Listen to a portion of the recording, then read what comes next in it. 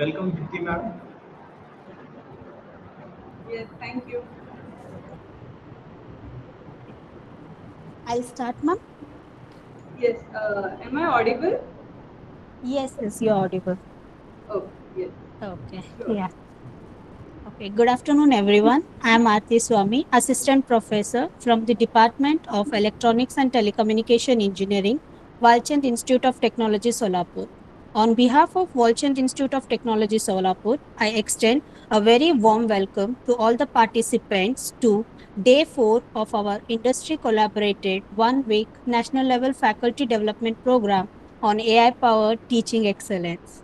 Organized in association with our industry partners, iTech Robotics and Automation Private Limited and Technova Solutions Private Limited. We are delighted to have all of you with us today and hope that the sessions conducted so far have been insightful and enriching. As we continue this journey of learning and exploring innovative approaches in education, we are honored to have a distinguished academician and researcher with us for today's session. It is now privileged to introduce our esteemed resource person, Dr. Dipti Patil ma'am.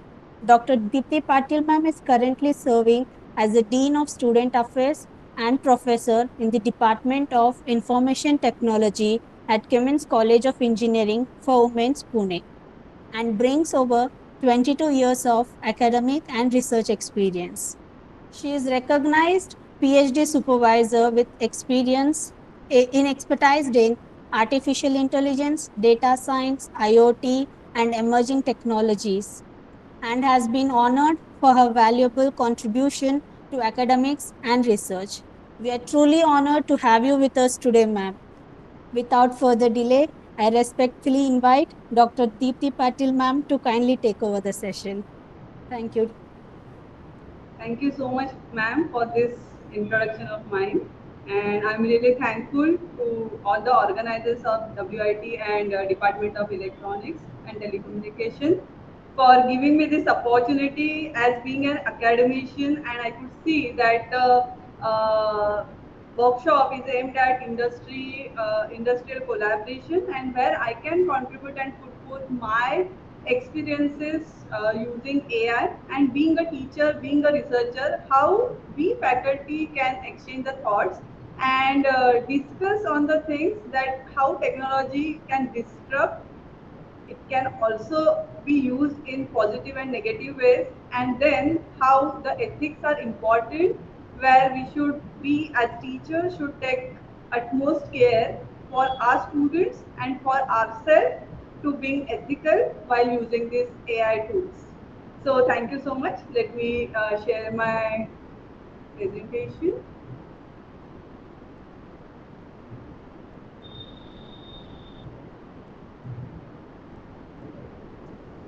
So hopefully the presentation is visible. Yes, ma'am. Yeah, thank you. Uh, so you can see this jazzy presentation, and I also thought that being a teacher, we mainly focus on the context, but it is very much important for the presentation. And then when we want to balance ourselves into the content and this presentation, how we can balance it at the time using technology. So I also tried to explore some kind of AI tools for making the presentation. And if you can see, some of the slides are very much simpler, and some of the slides you can see very much, you can say, a jazzy or very much insightful with diagrams and backgrounds, everything. But if you can just think of doing the same thing yourself, what, how much time you would have taken for it, and if I have used some kind of a generative AI or AI tools for generating these slides. Of course, the content is mine, the research and the efforts taken of are mine, but obviously the presentation, it is being used or help is taken by AI tools. So we can see how there can be a balance between the technology and the human intelligence. And that's why that much of explanation I have given you here. So our today's topic focused on research because we faculty, as it is a faculty development program, I'm assuming all our faculties. So we all faculty now there is a mandatory thing that you should use or we should do research. I would say that it should not be actually a mandatory thing. Research is not a mandatory thing. It should be a passion. Research should be a passion, but still, as there are certain things coming in academical research, it is sometimes forcible, but it will help you to get the in-depth knowledge, and that's why I will say that research is an integrated part of any kind of academic environment. So we can see here that the research cycle, if we can see, we have a problem when we started our research as a PhD, when pursuing a PhD, or even if a MTech project, or nowadays people are doing postdoc, and also we as a PhD supervisors also go through all these research phases. So one role of R is a mentor, and a second time we can also be a mentee. So as a mentor and mentee, how we can make a use of these AI tools ethically so that it will be efficient enough and also effective enough, and being an ethically responsible mentor or mentee. So these are the proper phases like problem identification, literature review, we may say research design, data acquisition and cleaning, analysis and modeling, writing and dissemination, peer review. All these things here, all these phases, now many of the AI tools are available. And being faculty, I would also accept that I don't know much of the tools which are really very much effective enough to reduce the man efforts and help us to you can say the accelerate our research. So that's why we can say AI is an acceleration or it is a mechanics of research where human researchers remain the ultimate decision makers and validators at a single room. So we should be our decision makers, what to take, what not to take, but AI can accelerate our research.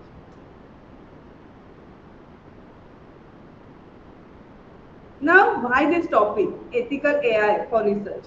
So these are some of the things which is actually shattering us, and then it is said that we should take care of all these things. So we have the tools available, but now how these tools to be used and whether these tools are blindly used or not should not be, right? So that is actually the concern, and here are some of the news you can check out that hallucinations. So AI hallucinations are infiltrating the expert work. This is one of the incidents took place at Columbia University. One of the professors who used some of the AI tools for just you can say just formatting or grammar checking of his particular manuscript, and when he submitted it, he got a call or he got some kind of comments where when he said that there are the references and that references are not matching. So this is the cases where we should be very much careful enough while making use of the AI tools for research. This is the second type of you can say the disadvantage or the precautions where we should take care of. You can check a false authorship. A person, a researcher is not knowing that he has written some paper, and some of the one of the paper with his name is already been published by some of the journals. You can we as researchers are facing these problems that many journals are predatory journals. Many journals require getting an ISSN or getting a Scopus indexing, they need to publish some initial articles with good researchers, right? And that time they may you make use of some name of some of the renowned researchers. Such kind of malpractices are taking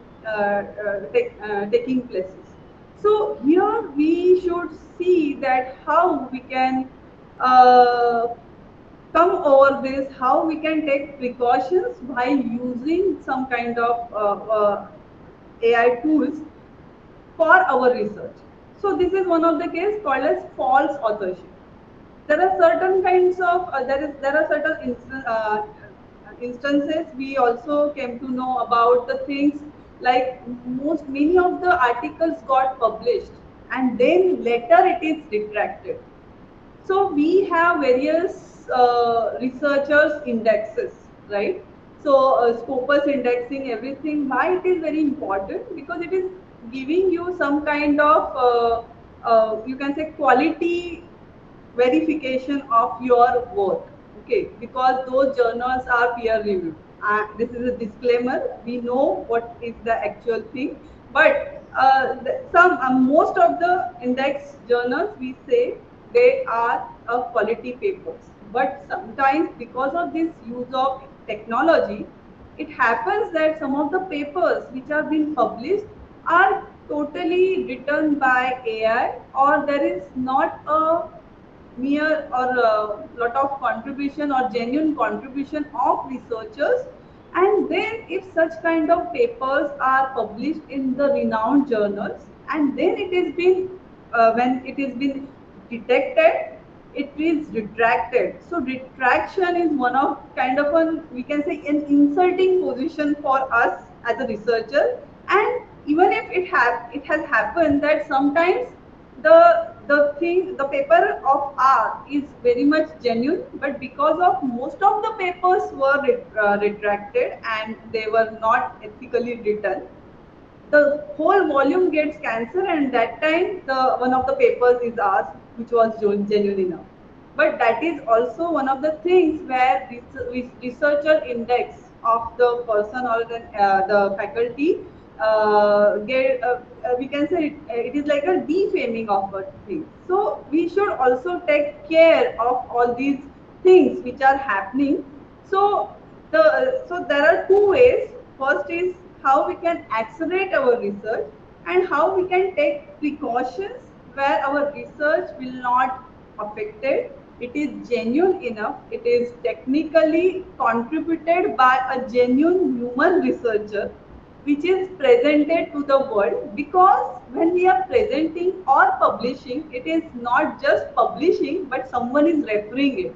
So it is like publishing a wrong thing or wrong text in a book and school students are referring it. This should not happen, right? So that's why publishing is really a very much ethical thing, and there should be ethical guidelines has to be followed for this.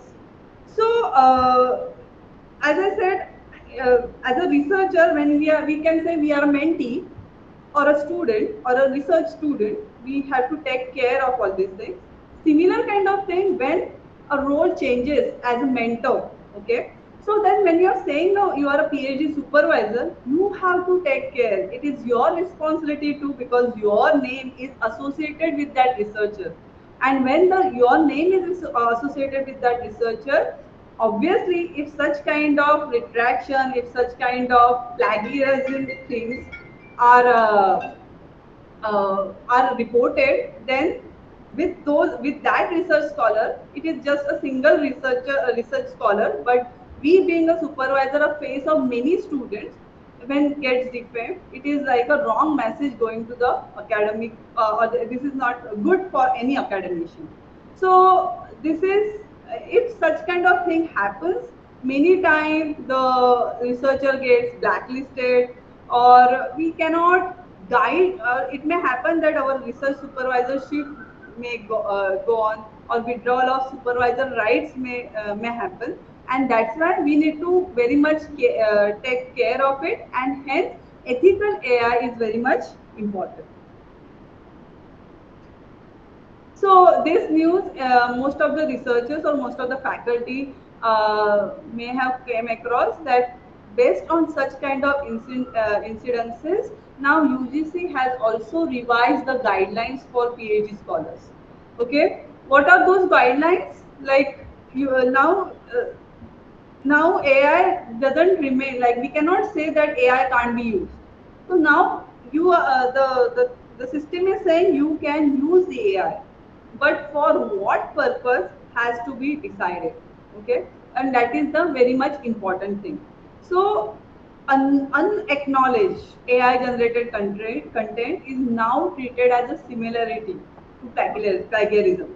We know that in the different plagiarism detection software like Turnitin, it gives the AI flag in percentage also. Now the totally content which is been generated by AI will be considered as plagiarism. The core content of any PhD thesis must be an original work of the researcher, and if you, for that writing that thesis, minimum assistance or for the language correction and editing has to be taken. So that type of guidelines are issued by the UGC. What are the different actions which can be which will be taken for such kind of plagiarism if it is detected? So it is also written that when 10 to 40% the thesis will be written for revision within 6 months, or if it is 40 to 60%, the scholars are barred from the thesis submission for 1 year, and if it is found as above 60%, the PhD registration can also be cancelled. So sometimes it happens that this is not been done deliberately by the research scholar, but it may happen that this happens because of the unawareness. And that's why such sessions and such brainstorming thing is important when you are going to use the AI tools, because this workshop is related to how AI tools can be used in academics. So for what and for what not should be decided, at what level should be used has to be decided.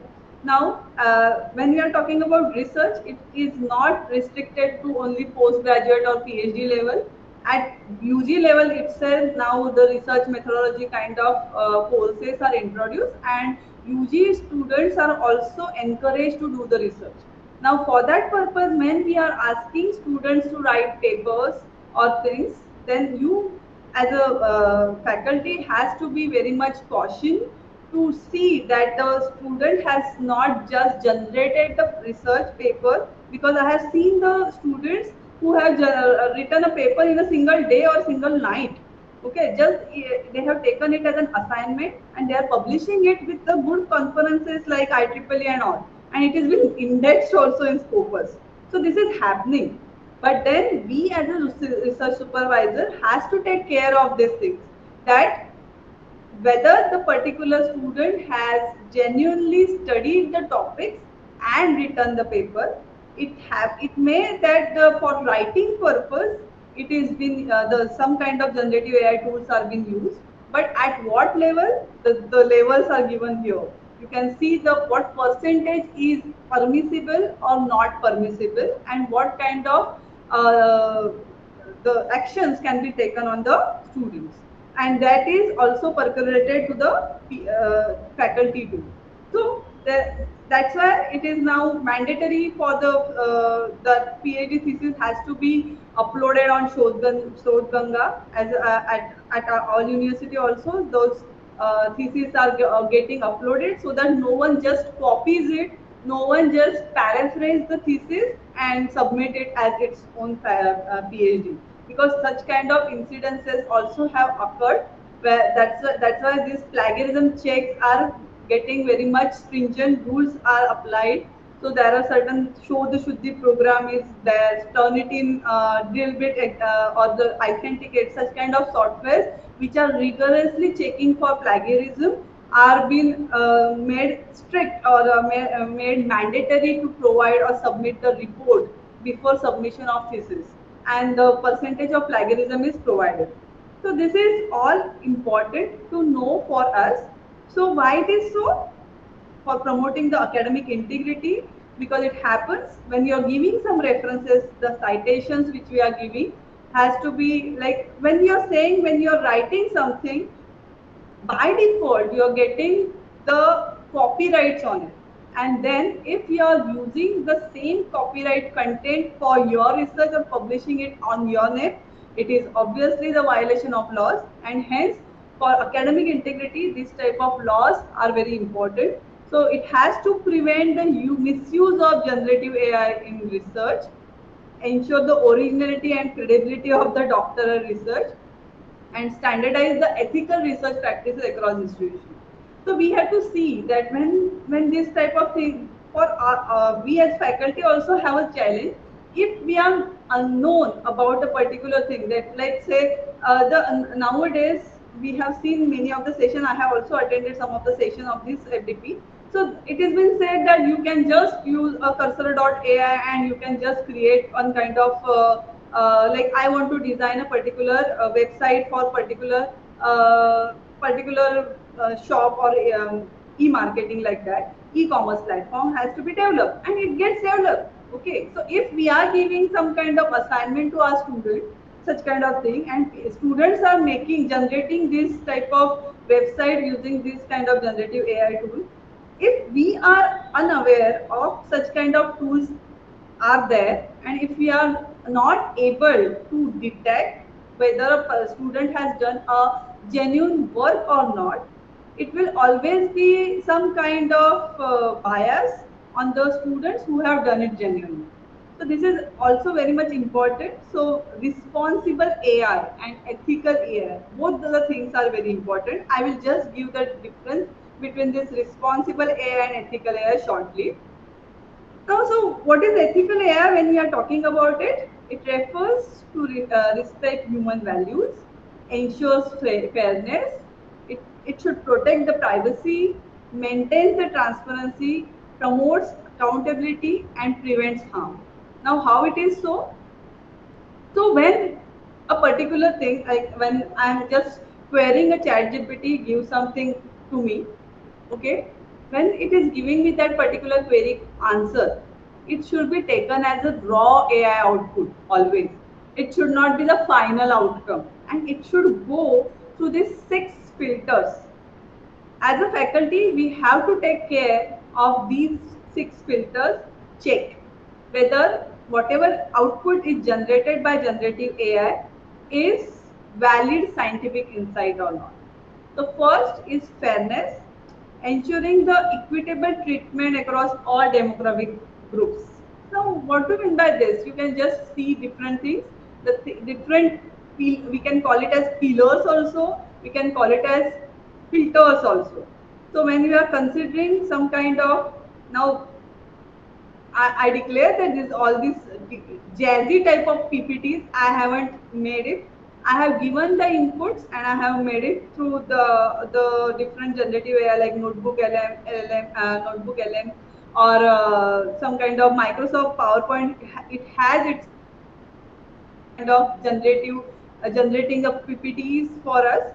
So the content is mine, but the things are uh, portrayed with such kind of generative AI tools, and it looks really very impactful.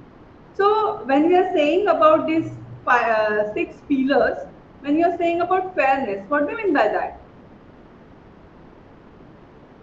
So when you are talking about fairness, so when you query ChatGPT about the particular query that explain me this, okay, you have to see the result which you have got is really been given based on considering the different facts and not some kind of biased contents, right? So AI system should treat all individuals and groups equitably. Now, when I am asking about Indian patent law, it will refer the Indian patent law only. But when I am not giving any kind of specific context, it will consider the all groups. Okay, so that's why, for example, like am I will I be able to patent a software? Okay, it is not possible. Let's say for with the Indian patent, but it may possible patent act. But for the other countries, it is allowable. You will see such kind of case study later also. So that fairness is important. Transparency, when you're saying that many times I'm repeating when I have started my presentation that these just PPTs are not generated by me the way it is looking like. This is kind of a transparency. So we can say that you should say that all the decisions and processes should be explainable and open to scrutiny. Scrutiny. Okay. So that type of transparency has to be maintained.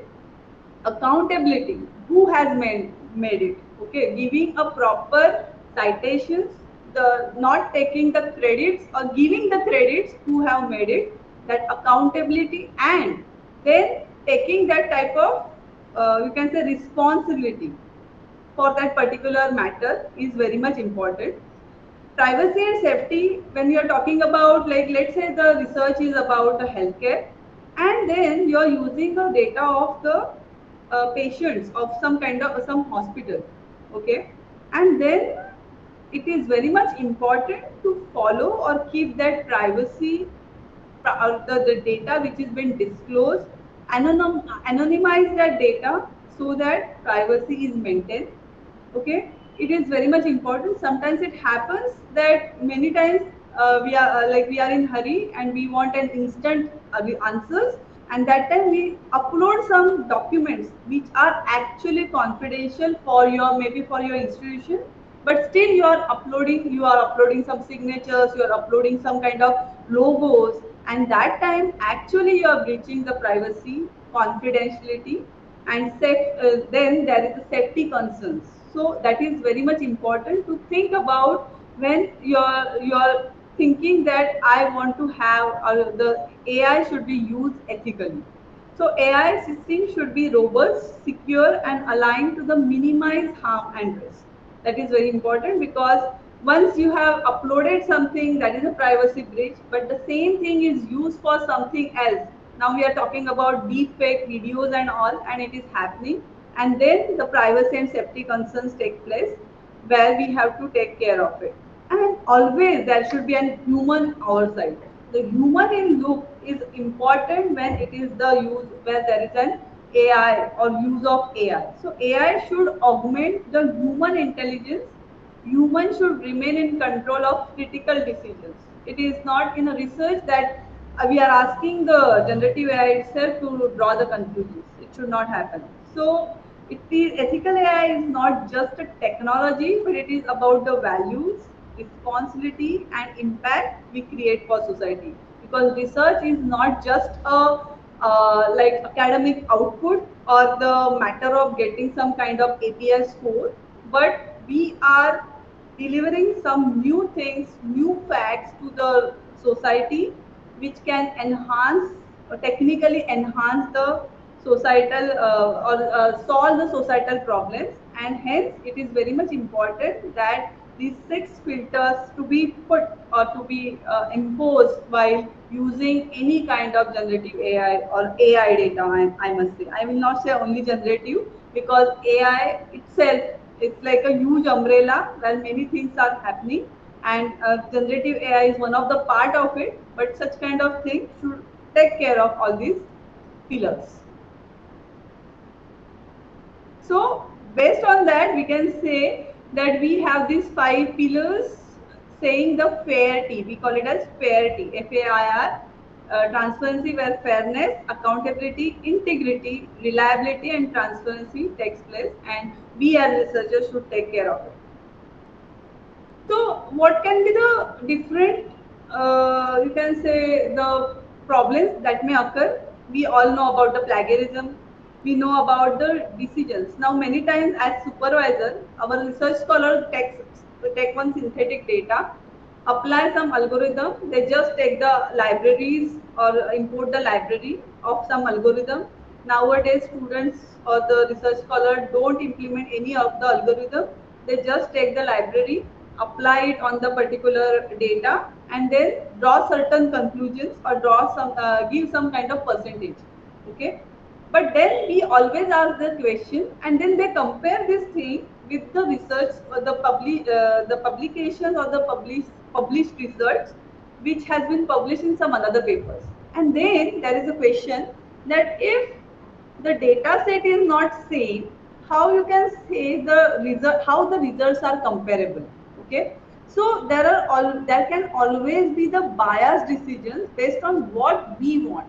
Okay, but research don't say that whatever you want to prove should be proved. Then there will not be any kind of hypothesis testing, but always there is a hypothesis and you need to either approve or disapprove that particular thing.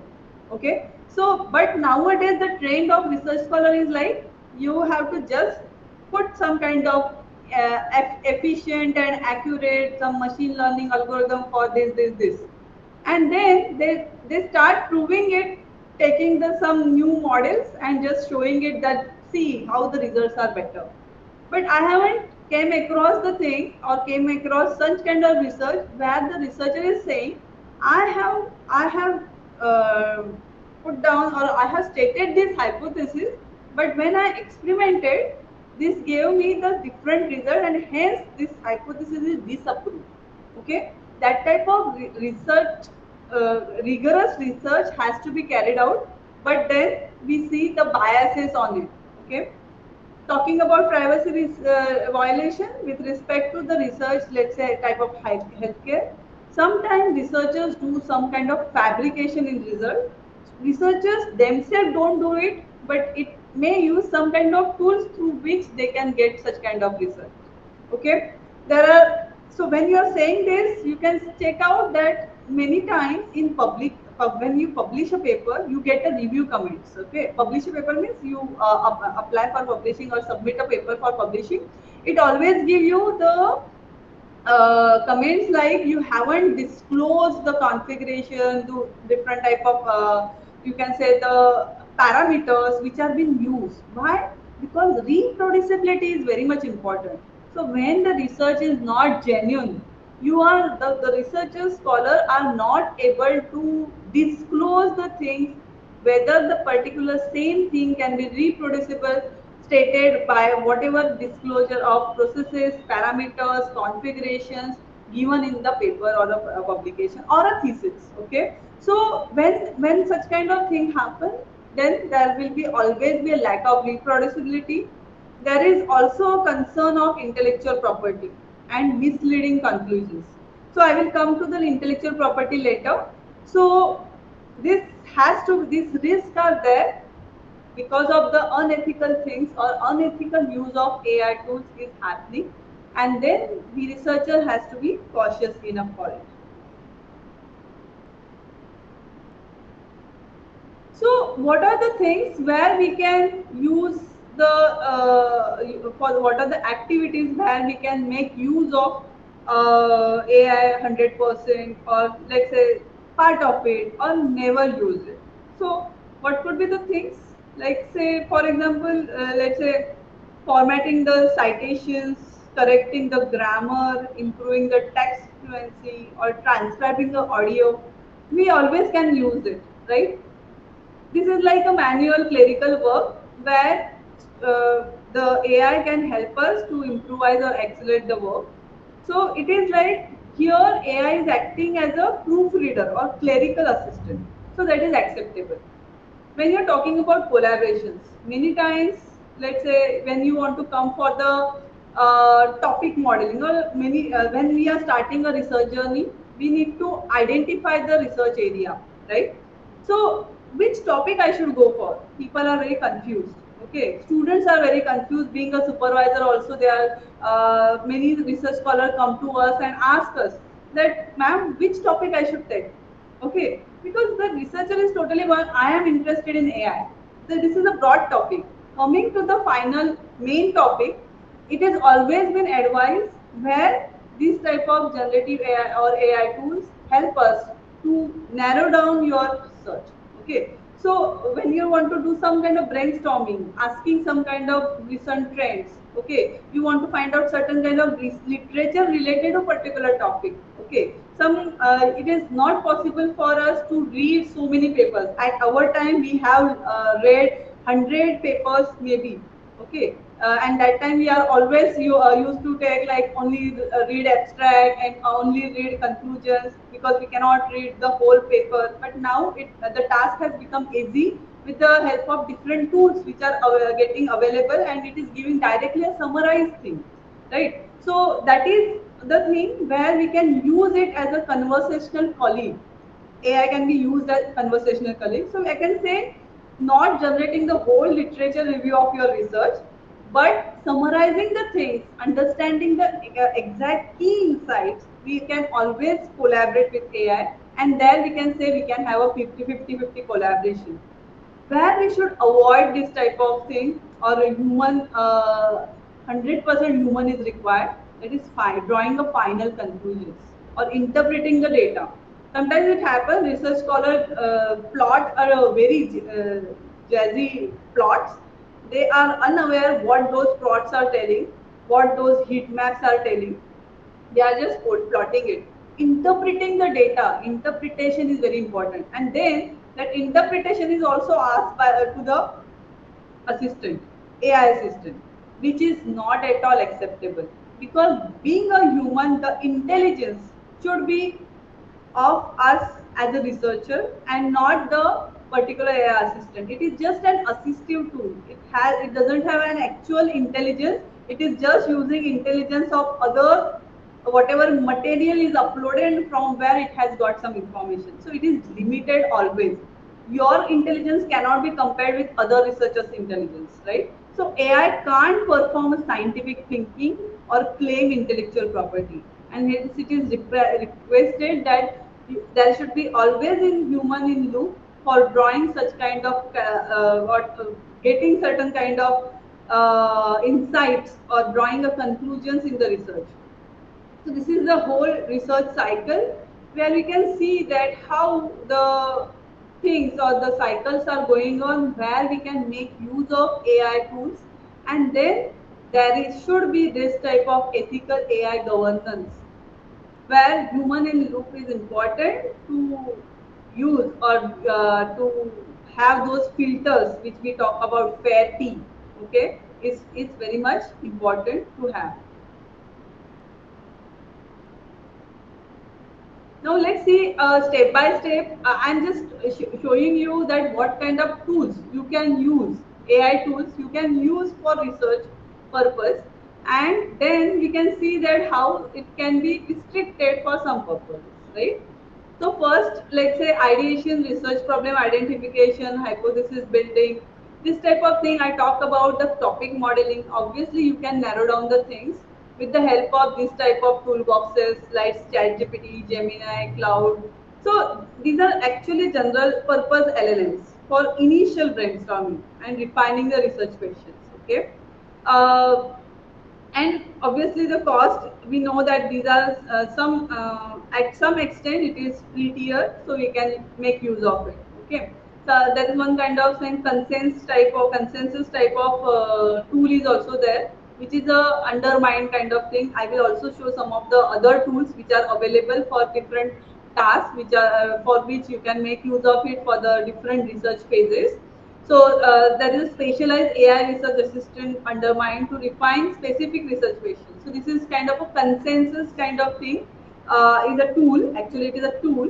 Okay, which can where you can just ask, upload the question, upload the papers, and ask about the insights on it. Okay, so semantic scholar is one of the underlying database which is being used by this tool, and it is giving the questions or answers on it. Many times it happens that for some of the topics, though the particular topic we can see, we cannot read those papers, but through these tools we can get such kind of information through these specialized AI research assistants.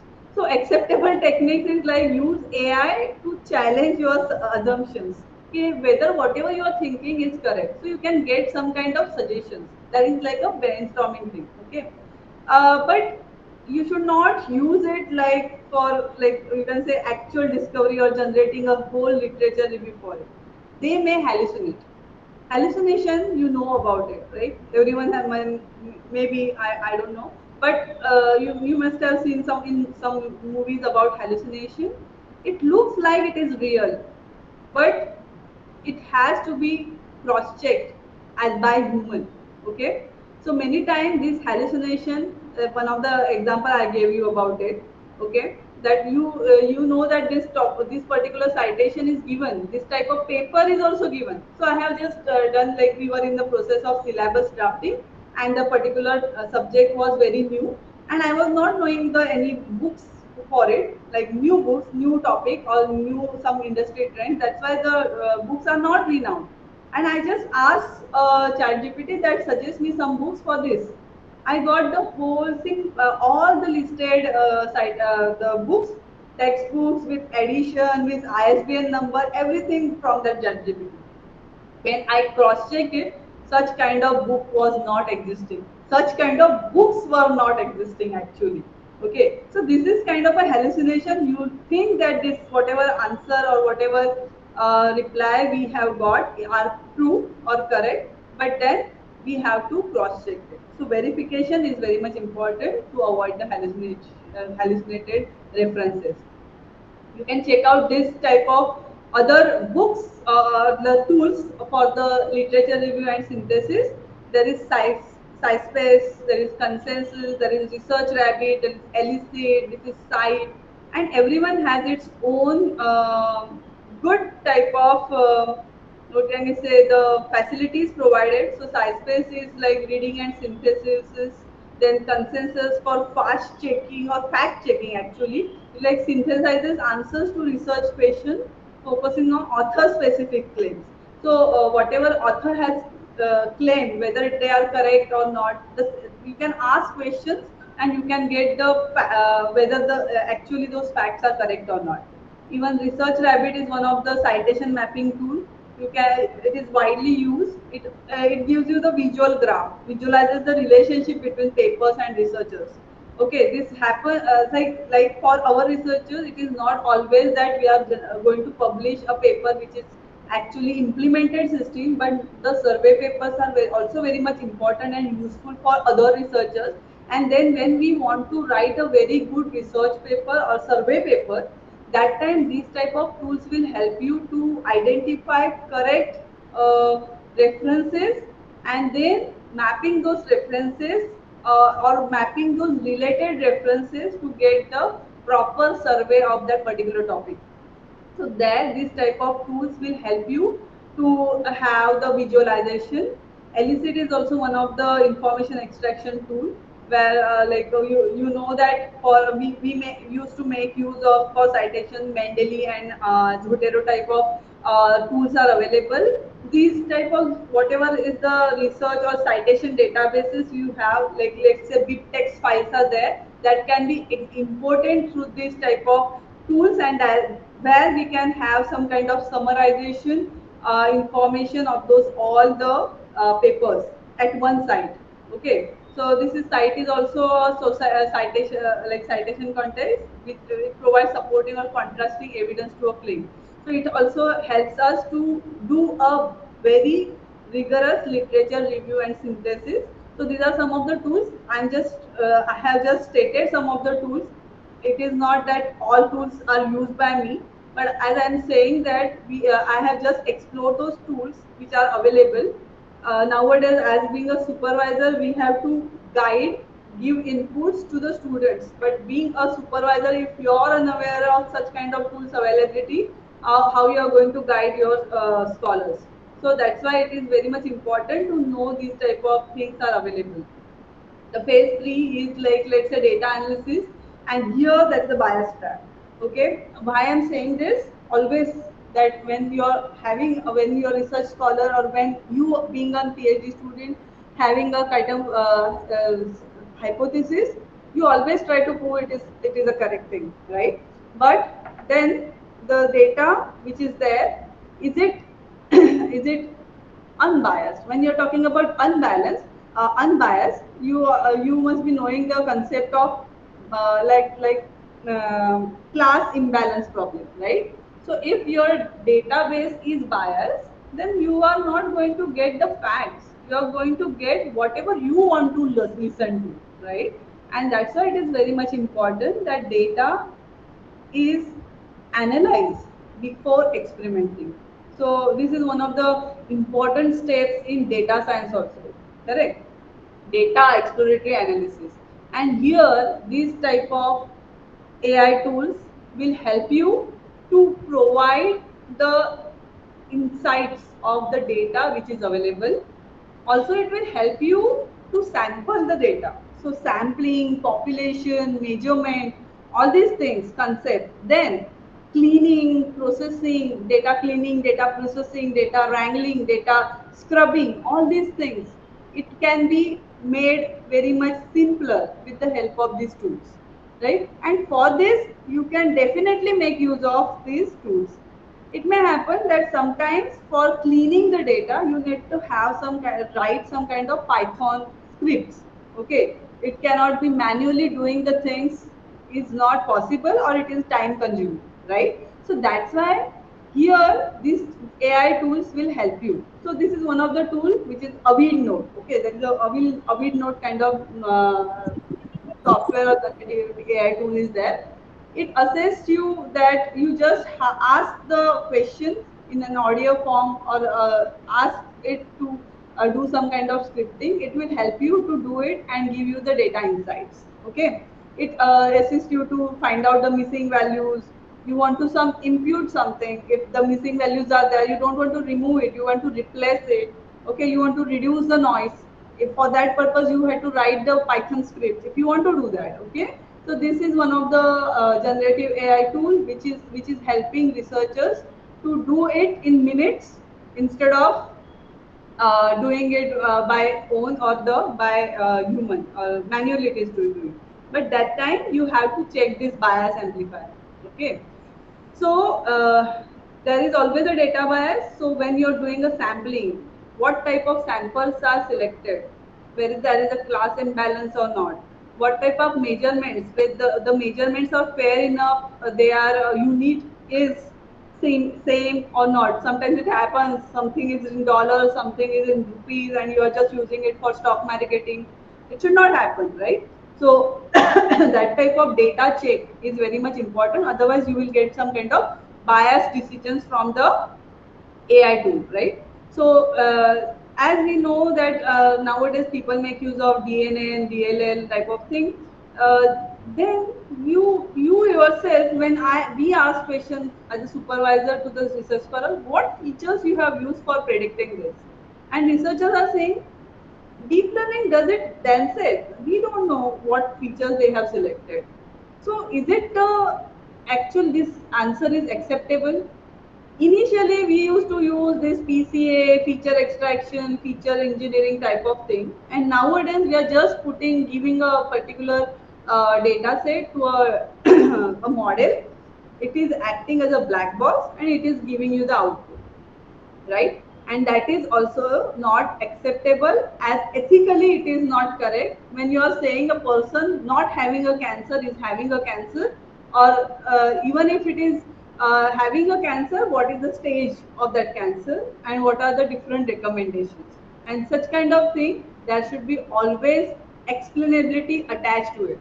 Okay, hence nowadays now research is extended. Initially it is just implementing a machine learning technique, then now it is explainable machine learning technique, and everyone is using the two renowned algorithms, explainable AI algorithm, that is SHAP and LIME. Is it actually a research then? Because everything is known. What extra thing or extra effort the researchers have put and new findings it has come up with is very much important to understand the quality of research. Okay, so that bias amplifier has to be taken care, and that's why we have to have or embed a explainable AI techniques in it, so that we will come to know that which are the features were very much important and given a high weightage for predicting this kind of output. So if you have that type of explanation for it, you will always able to cross check whether the result on which from which the features from the features it has been drawn are really acceptable or not. Okay. This is a very important thing when we are saying publishing a research. Okay, though we are a research supervisor or our students, we need to publish good papers in good journal papers, and then There are always there is a rat race in the publications, and then people are getting trapped in this publication game, right? So where to use, how much to use for the writing and drafting. It is not only publishing the papers, but even a synopsis, even a thesis. When you are submitting something, it has to be taken care. Okay, so proofreading and fluency, grammar checking, keywords based on your complete text when you are saying. So it is somewhat permissible, but writing the whole thing with the AI is not at all acceptable. I give you the what I can say, the thing, like main issue is copywriting. Okay, that's why even students are making use of these tools for generating the fake figures or generating the graphs. Okay, and then how, being a researcher or being a supervisor, we are going to verify that really such kind of comparisons are carried out, really such kind of implementation is done, and really this type of accuracy are obtained. Okay, so generating the figures, chart, images, I'm not saying that you have given the rough figure and asking it to generate a good wala figure based on that, that is okay. But generating a figure from scratch, okay, is not at all acceptable. It is like copying AI outputs, right? So that's why it should be avoided. Finally, now when you are talking about some now good journals, I can say. Okay, always being a researcher, you should have a checklist for disclosure and submission. You must have come across some kind of statements, declarative statements from the, like when you submit a research in elsewhere or Taylor Francis or let's say Wiley type of journals. Okay, always they give a declarative statements where you need to disclose who are the authors. Okay, you need to disclose the what I can say, the what contribution each author has done. Okay.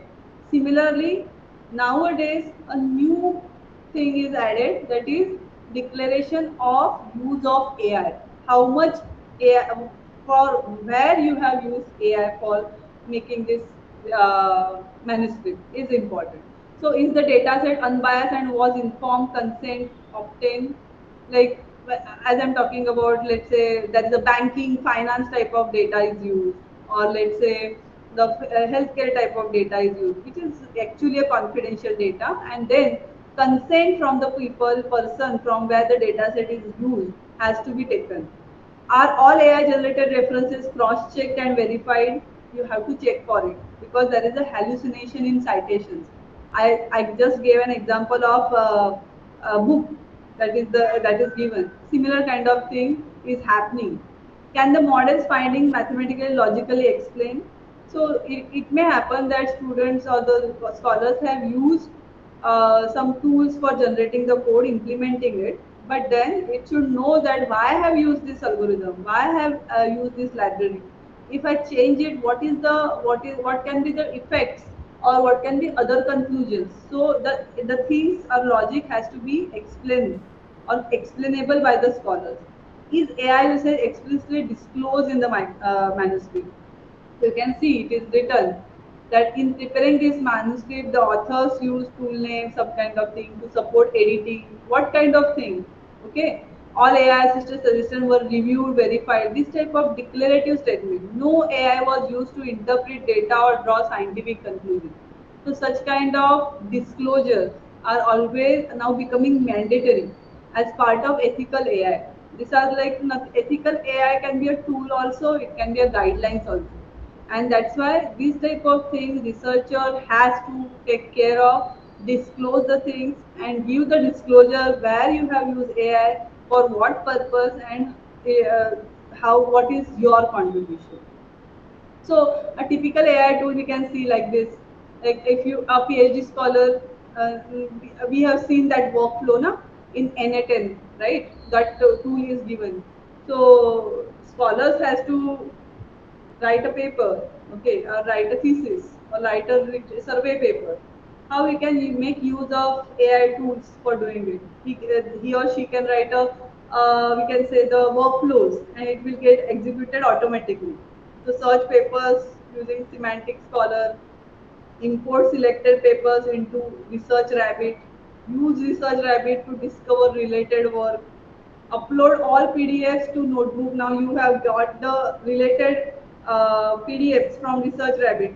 Upload those on Notebook LM.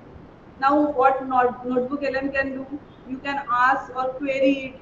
You can create the audios, you can create the videos from those findings, you can create the slides from those from that findings if you have a presentation. Okay, so what are the common limitations, compare methodologies, identify research gaps, summarize future work suggestions.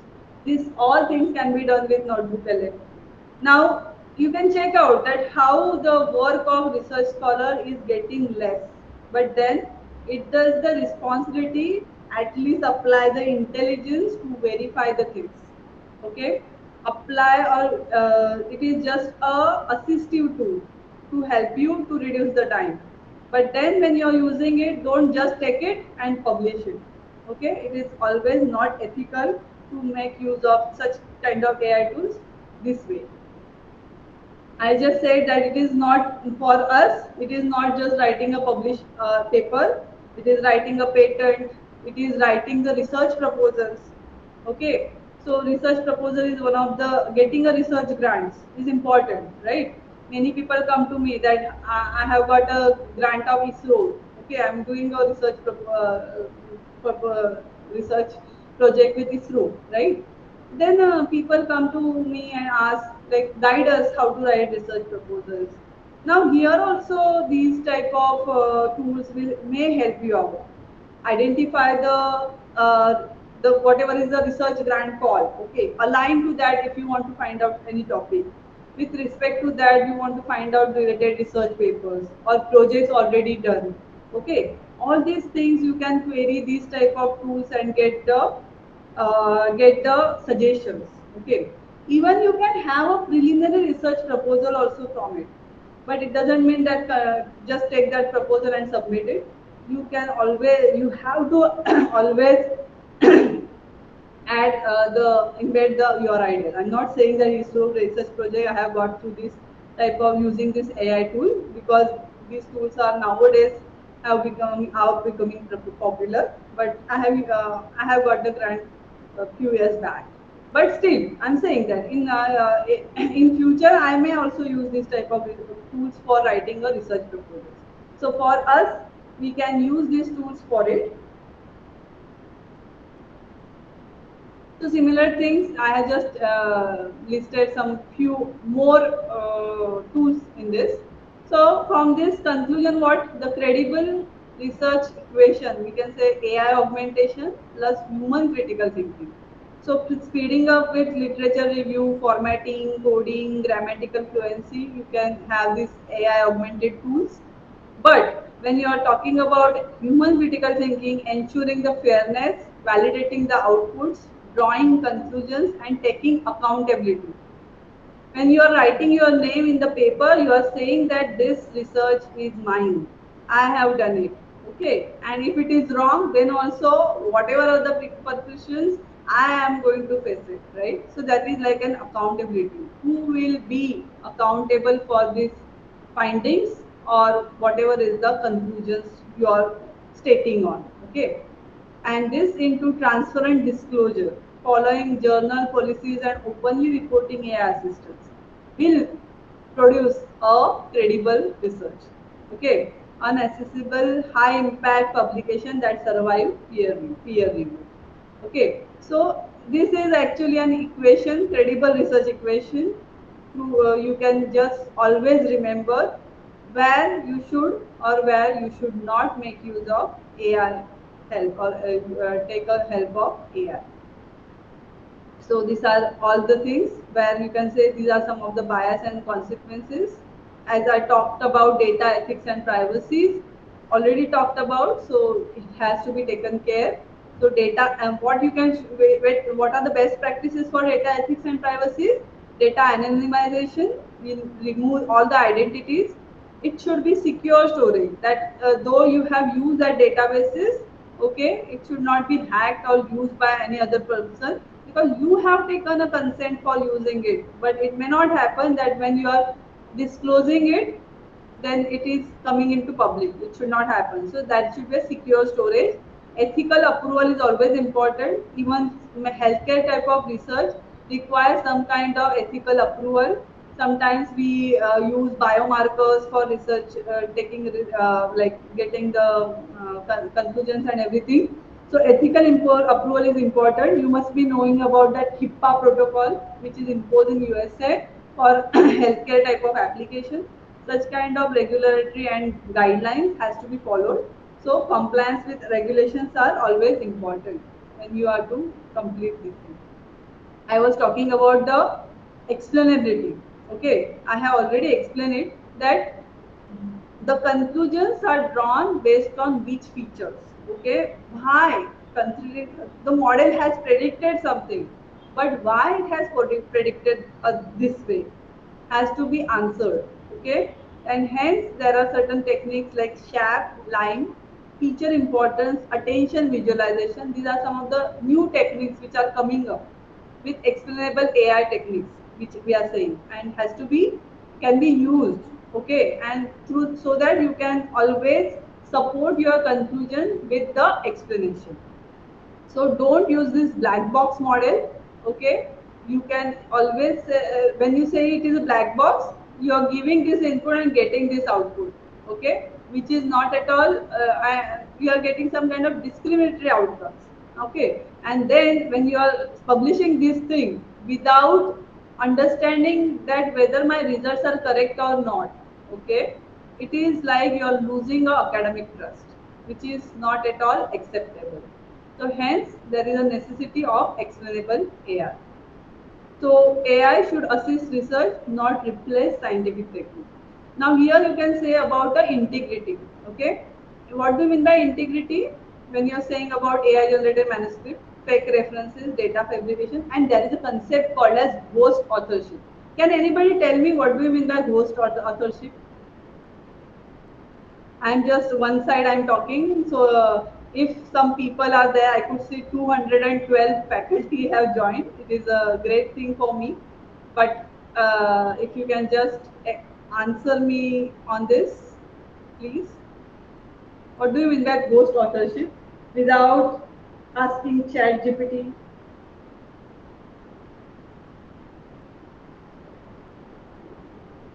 anyone? What do you mean by ghost authorship?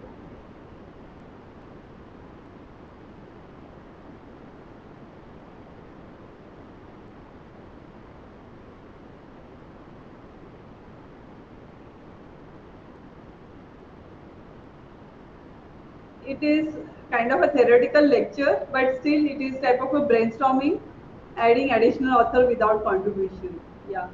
Uh, okay. Okay. Any other answer?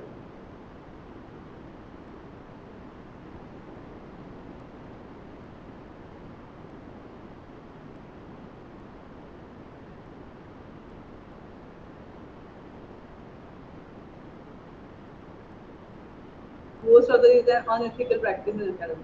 Yeah, it's a unethical practice. Sometimes it happens that someone else has written a paper and someone else has put the name of them. So the person who has actually written it is a ghost, right? So it is other way around. So this is type of a thing that is ghost authorship. And then why I am saying this is let's say for human, but then AI is writing a paper for you and you are writing your name there. Okay, so ghost is who? AI who, right? So that type of ghost authorship is there. And then yeah, uncredited, right? You haven't given a credit who has actually written it. Sometimes it happens. Sometimes it happens. It should not happen, but some kind of incidences. The students have written a paper, or faculty has published it on his name. It happens. or something else that faculty has guided a student has written a paper himself and not given a credit to the teacher. Okay, this is type of a ghost authorship happens and then need to be taken care of. So in case of AI thing, you are just or everything is generated by AI and you are taking a credit of it, which is not acceptable. So we can say some pros and cons for this, like faster ideation and structure brainstorming, wherein hallucinations are there, rapid literature summarization, but always there may be a chances of citation errors, generating non-existent academic references or misattributing claims. Assistance with coding, data formatting, and syntax. It is an accelerating thing, but then algorithmic plagiarism. What do you mean by that? Sometimes I have faced this problem that I have written a paper, I have written an algorithm, it was my thesis, let's say, and then someone else has taken that algorithm, just changed the variables, paraphrased it, and published it as paper. Okay, and this can also happen through using a AI tool that you will get it from your assistant or AI tool, but you are not knowing that whether that algorithm is written by whom. Okay, so it is, and it may happen that such some kind of things are already under protected under intellectual property, and that is one of the risks. Okay, and then you may get into some kind of legal actions there, and where you are unaware that this type of algorithm is by someone and it has an IPR on it, right? So that's why you should be very careful. You can use it for language improvement or fluency, but sometimes it is like sometimes it happens and we also should take care of it that sometimes we upload some unpublished work for taking some answers. Okay, please redraft it or something like that, but then you are taking a risk that you are using or whatever paper you have written want to, and even it is not, either it is not published and you are putting it in a or that this generative AI platform and they are using it for learning the things. So if you want to file a patent and you have already pasted that idea on the ChatGPT and everything for getting some more insights. You are disclosing the things, so you may lose the rights on it. Okay, so such kind of unpublished sensitive data should not be uploaded open to AI models. Okay, and it will be a risk where you can lose your credits. So that is actually not advisable. Hope my PPTs are visible, right? Yes, ma'am, it's visible. Yeah. So you should have these ethical issues in academic publishing to be concerned. AI generated papers, predatory journals. You should be very much careful about manipulated peer review, duplicate publication. It is happening. You should be aware. So as a researcher, also you should be aware that your work should also not be used by someone unethically. So has to be track on. So that is there. So I have given this example. Now I will just touch upon this one of the important or new concept, that is vibe coding. Okay, you must have heard about it. So vibe coding, why I have taken this particular thing is like now we being, let's say nowadays everyone is using computers, right? And so when you are saying you want to automate the things, you need to have some kind of program, app, everything. And then this vibe coding, what is this vibe coding? It is just like you don't have to specify, you don't have to declare the variables, nothing. You have to write it in a simple English or natural language that I want to develop the particular website for this type of application. Okay, and the whole code is ready, the site is ready. Now I gave you this example that student may use it and directly show the projects. Nowadays, we being a board of studies member, we have introduced many mini projects in the subjects, and we are wondering that how students are able to execute so many mini projects and demonstrate in a single semester in different subjects. Have you given a thought on it? And being a viewer, we should also give a thought on this, right?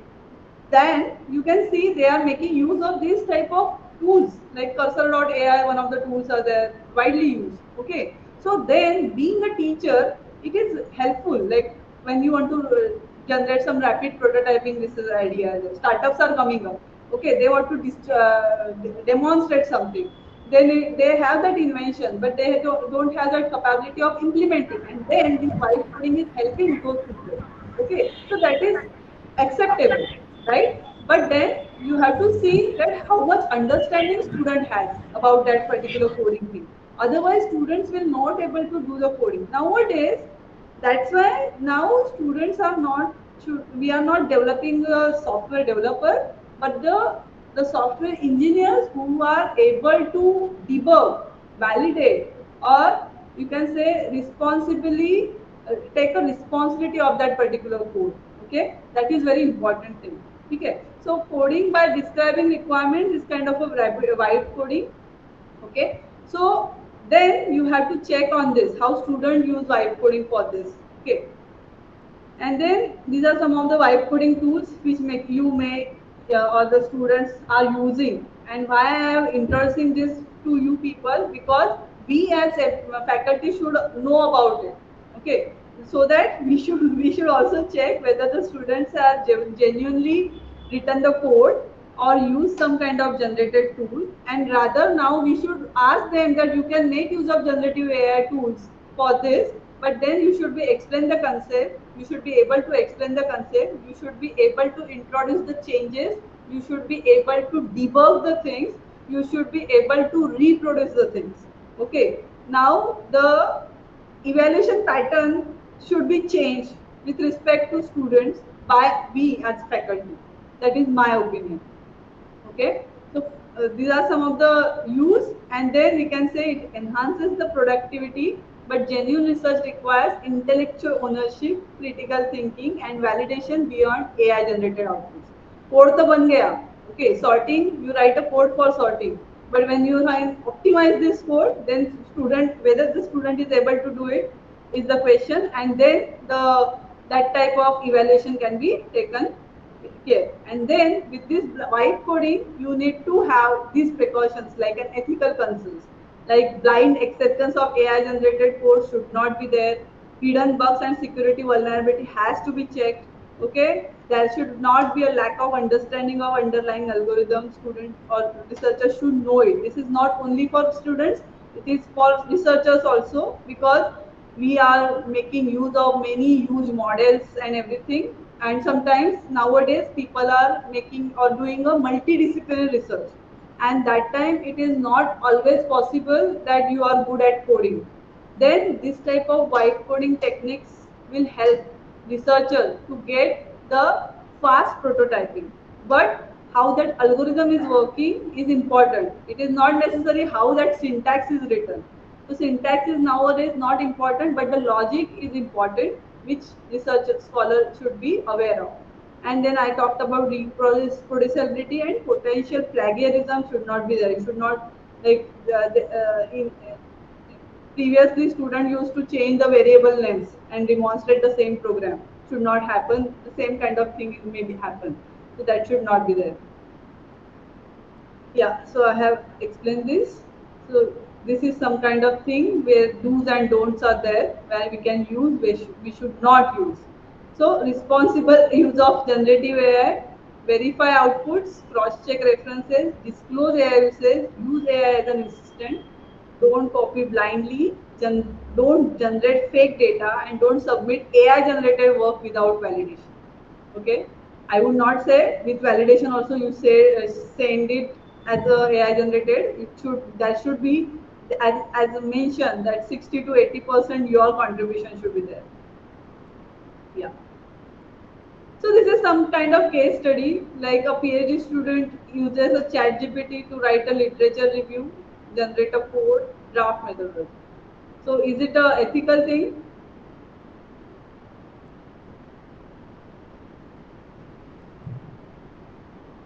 What are the things which are ethical? All these things are ethical. When a PhD student uses a chat GPT for generating a code, writing a literature review, draft the methodology. what is acceptable, what is not acceptable if you are a research supervisor.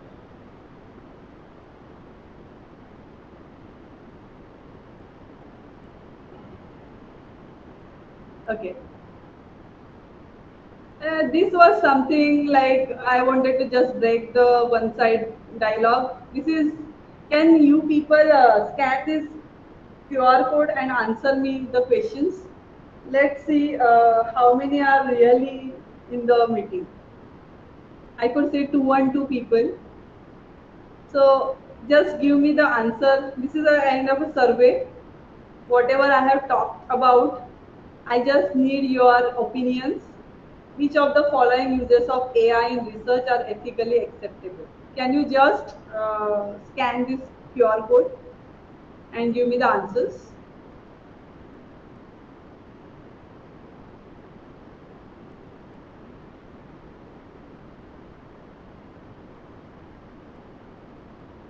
Let's see, like I am thinking that people are scanning the QR code and may have taken a photo of it. So I will see how many have actually responded to the survey. I will get the inputs, right? I will just wait for 2 minutes. As such, I have 20 minutes, 10 minutes actually. So this is one of the technique, pedagogical technique. Like students are getting bored, they are getting sleepy. Then we should introduce some kind of interruption for the research scholars. And here we are, we being the colleague, or let's say all our faculty. Let's play a game type of thing. So I will just insist you people to give me the survey feedback. Can anyone just acknowledge? You can just scan it with your camera. Yeah, yeah. Thank you, Amar sir. Camera, or you can get this thing and you can just give me the survey feedback. Okay. Yeah. So I was talking about ethical AI versus responsible AI, right? So what is ethical AI? Ethical AI tells you what values and principles should guide AI, right? Because these are nothing but the what we should do, what we should not do. When you're saying ethics, it relates to humanity, okay? So uh, these are stated things, okay, but how we will ensure it, okay, is important. I am saying don't do this, this should not, this is not good, this is not good, this should be done, this should not be done. Who will verify it? For students also, we will ask students that don't make use of AI tools for generating a code. You will not get practice. What you will learn, all these things we are telling them. Okay, still they are demonstrating the mini project with that particular type of AI generated code. Okay, so ethically we are telling that this should not happen. Okay, but then there should be some kind of responsible AI. Who will take care that such kind of unethical things should not happen, and if it is happening, how we can detect it? Okay, so that is actually a difference between ethical AI and responsible AI. Okay, so how do we implement, govern and enforce those principles in practice is responsible AI. Okay, and now I am giving you a different angle. I'm talking about ethics, how to, what to do, what not to do, right? But now, being a researcher, you may get so many problem statements to carry out a research for this responsible AI. Okay, and that is very important. So you can check out that what kind of techniques, and this is also in a AI domain, and applications that you can develop as a researcher. Okay, so these are some of the existing ones, but how you can improvise it. Still, AI is not able to detect whether the code is generated by the AI generated tool or the person. So we, being a smart teachers, can detect it with our intelligence only, right? So there are certain algorithms. We call it, one is like paper mill detection algorithm is there, which detects the fraudulent or mass produced research papers. Then fine tune BERT models for tortured phrases. Like it identified the nonsensical paraphrasing used to evade the plagiarism detection. There is a graph neural network which is being used nowadays for detecting of citation leaks. Now I told that give the visual graphs, but then it will give you some kind of links and some kind of patterns using a graph neural network, which will help you to detect this type of hallucinated citations. Even some images are generated, fake images are generated, or AI generated images where there is no technical contribution of yours. So there are certain image forensic tools which can be developed using computer vision and deep learning techniques, which detects the AI generated, duplicated, or manipulated or fabricated figures.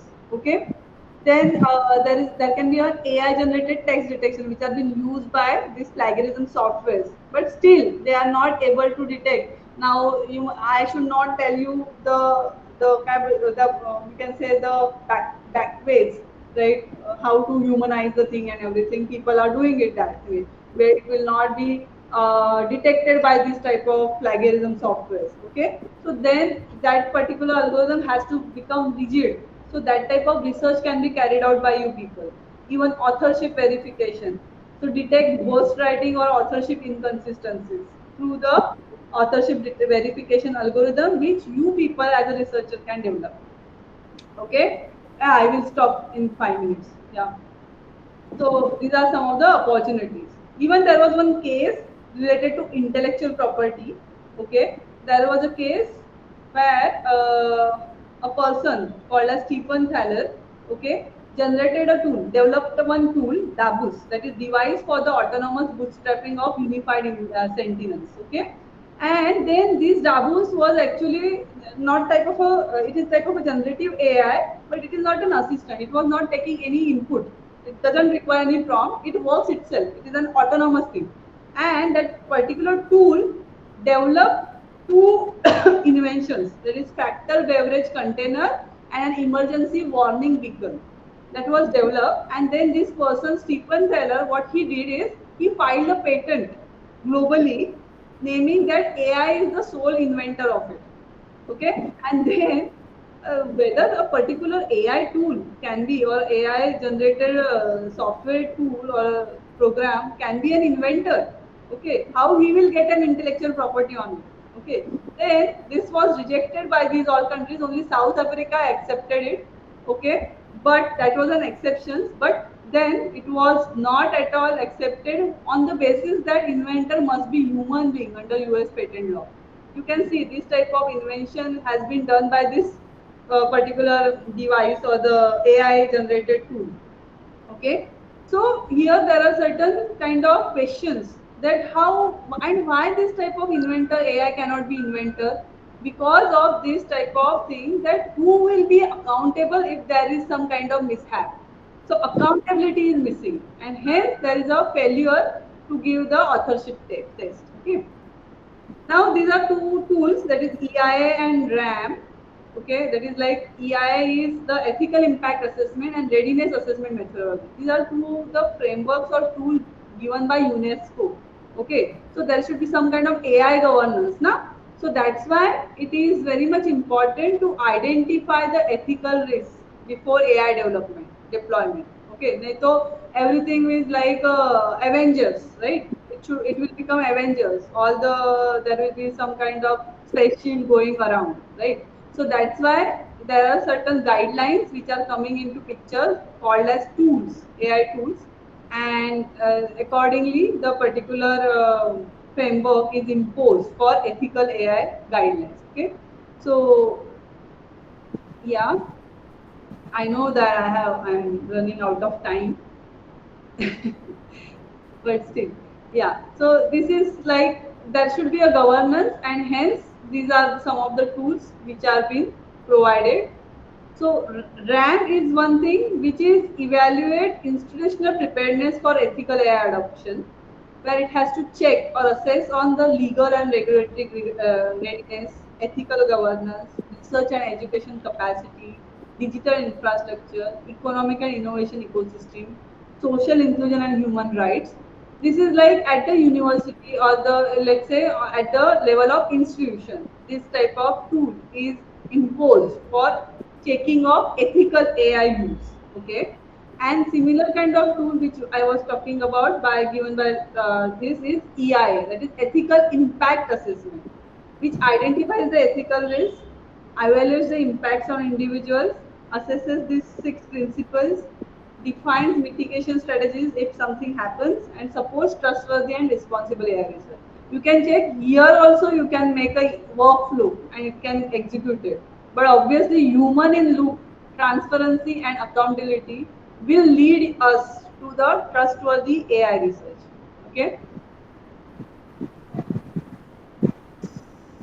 So yes, these are some of the emerging areas of for with respect to ethical AI we can explore and we can have a research upon. So again, I am giving a transparency note regarding the use of AI tools for generating or presenting this work, even the information. But yes, I have written here that it has been verified, evaluated by me. Okay, thank you. So AI can accelerate discovery, but ethics ensures that discovery benefits humanity. Thanks. Thank you, ma'am, for an insightful session. Today we have learned like how AI is becoming part of our every stage of our research life cycle Yeah. and how it can be used ethically and responsibly. Yes. So Thank you, thank you ma'am. so much. Yeah. On behalf of Walchand Institute of Technology and all the participants, I extend our sincere gratitude for sharing your valuable time and expertise with us. Thank you so much, ma'am. Yes, thank you. I will share, ma'am. Can you share phase one slide again? I will later say, share it. Okay. Thank you, sir. Thank you.